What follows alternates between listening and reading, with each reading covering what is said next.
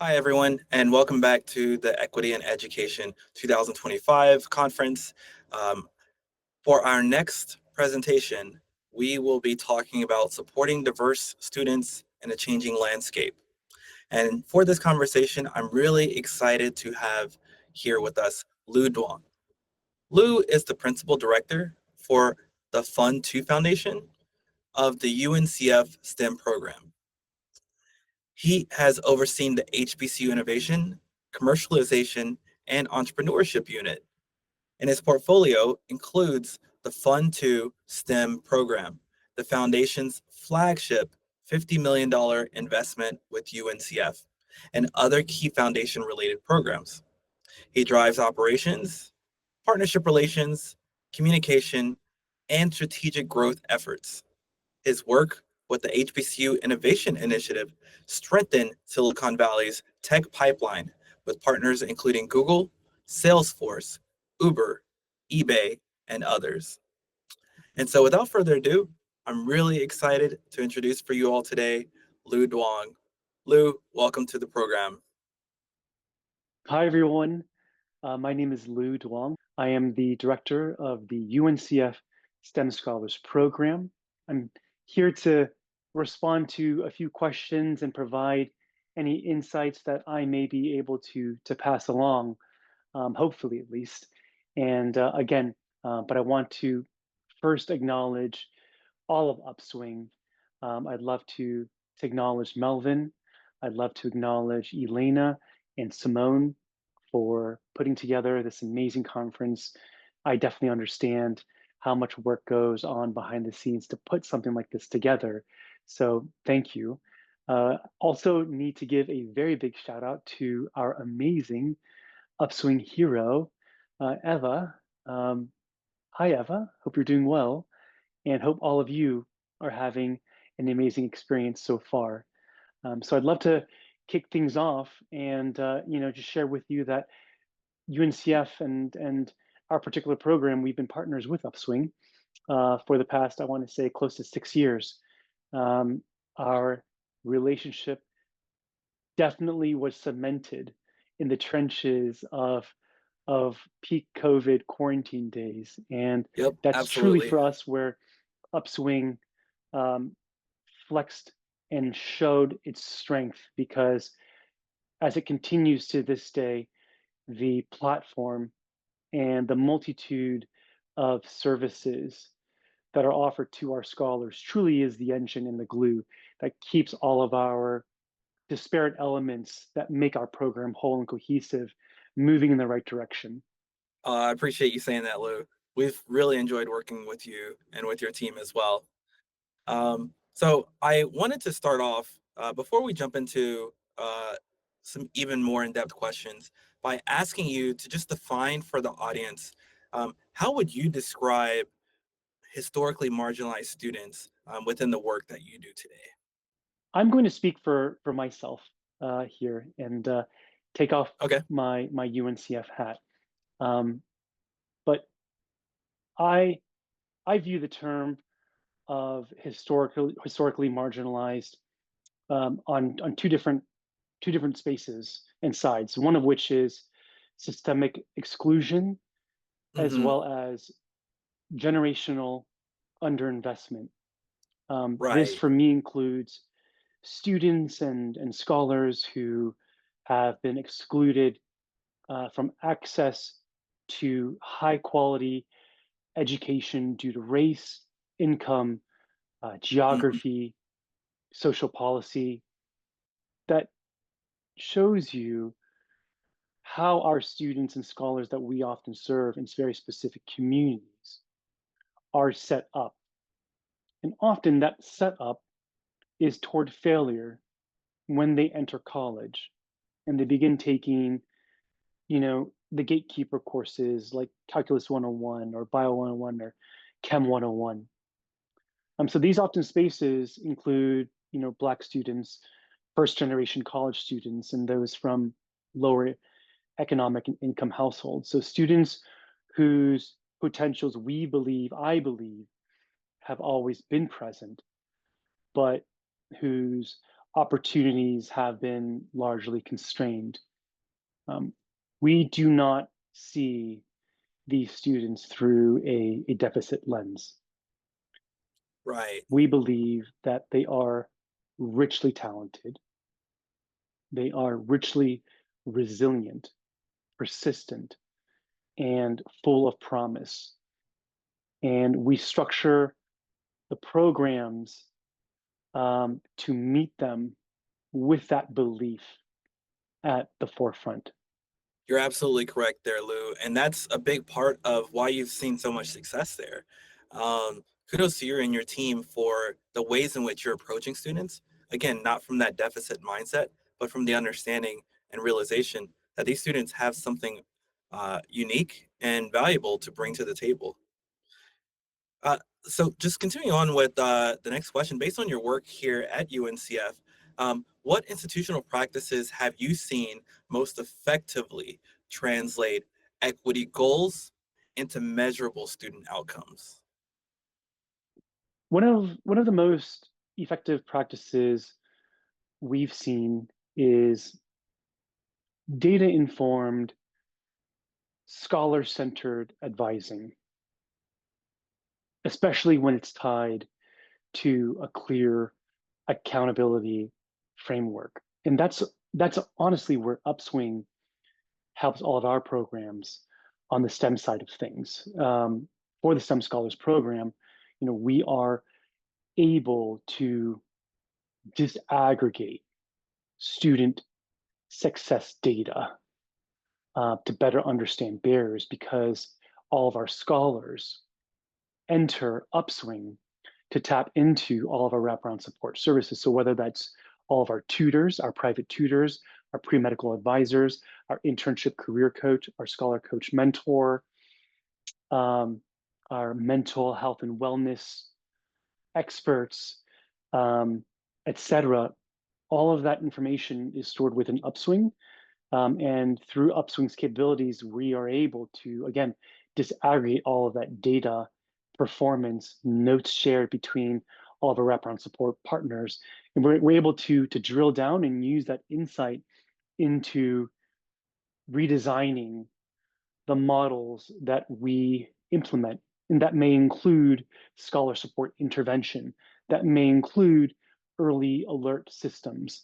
So, a great example is our UNCF STEM Scholars Program, which, as I briefly touched upon just now, pairs high achieving students with intentional academic and career coaching. So, with these supports in place, we've achieved a 81% graduation rate within 4.5 years and nearly a Wow, 100% graduation rate within 6 years. And depending on the Lou, body of that is literature awesome. that you look at for the minority populations that we're serving, it can hover as low as 17%. And it usually is around 17% Right. to about 30%. So for us to graduate 81% with a STEM degree in 4.5 years and nearly 100% in 6 years far outpaces the national averages for underrepresented students in STEM. And that kind of outcome clearly, as we all know in the spaces that we serve and the work we do, doesn't happen by chance. It is the intentional result of hard work, of listening to our scholars, to taking that feedback, processing it, synthesizing it, and aligning it with our institutional and program goals that deliver on equity and, most importantly, serve our scholars where they need it most.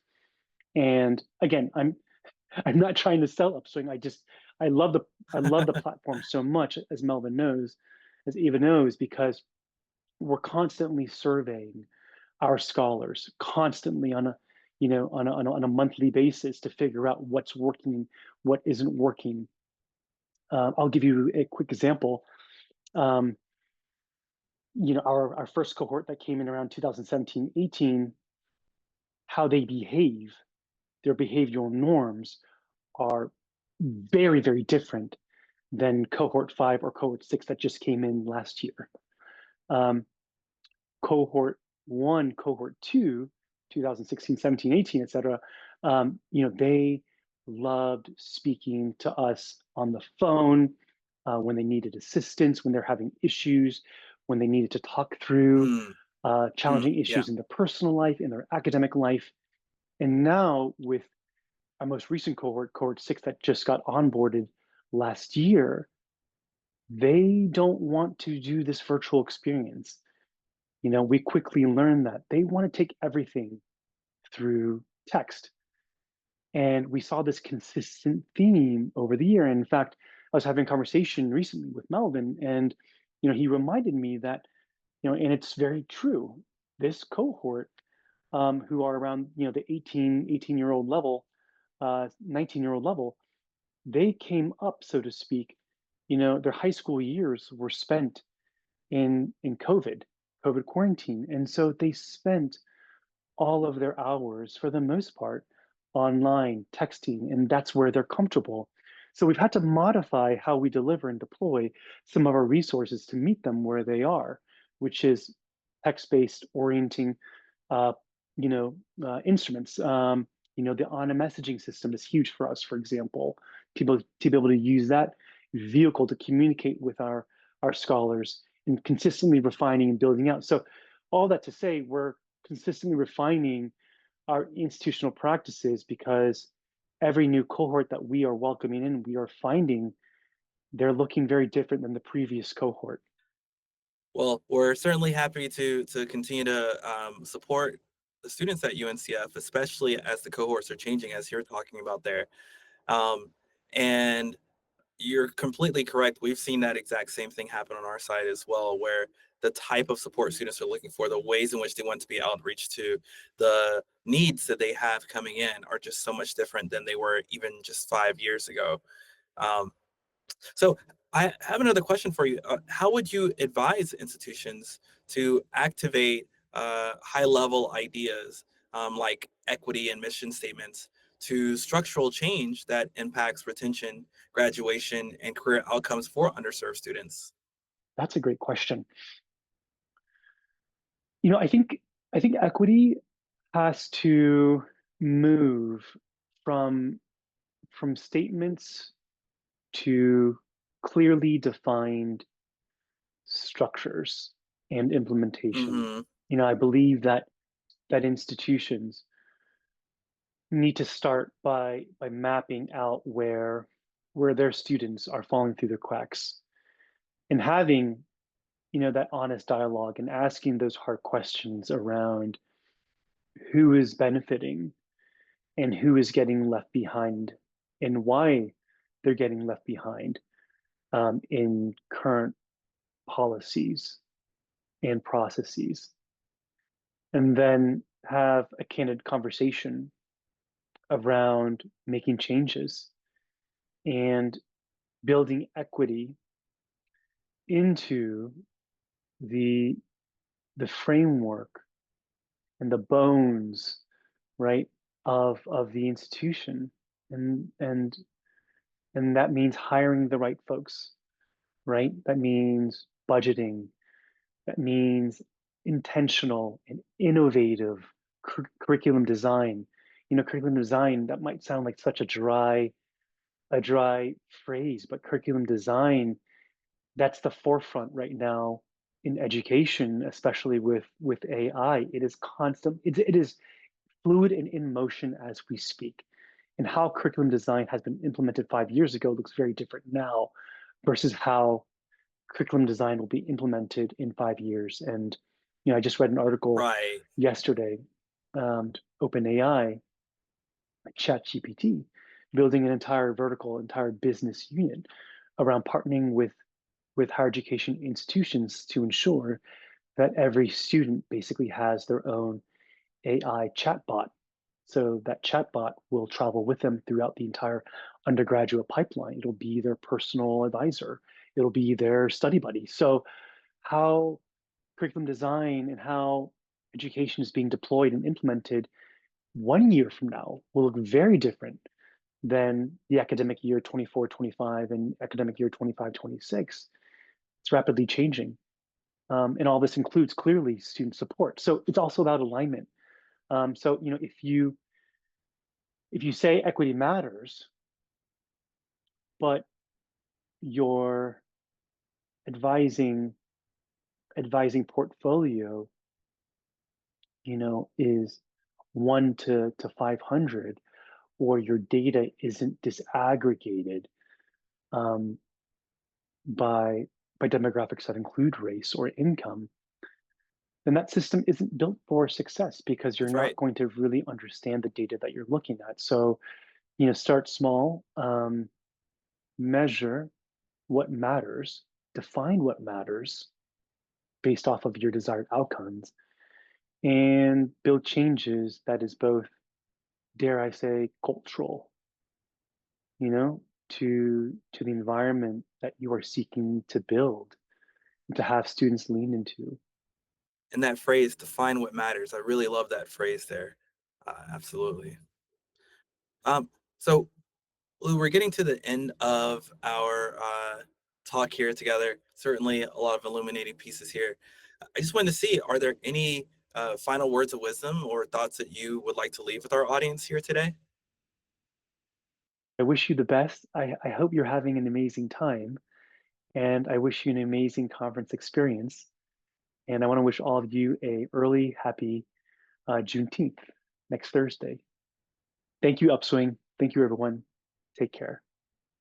Thanks, Lou. Thank you so much for participating in this. And thank you again for just all of your words of wisdom here today. Once again, everyone, Lou Duong, Director of Partnerships at UNCF STEM Program. We'll be right back.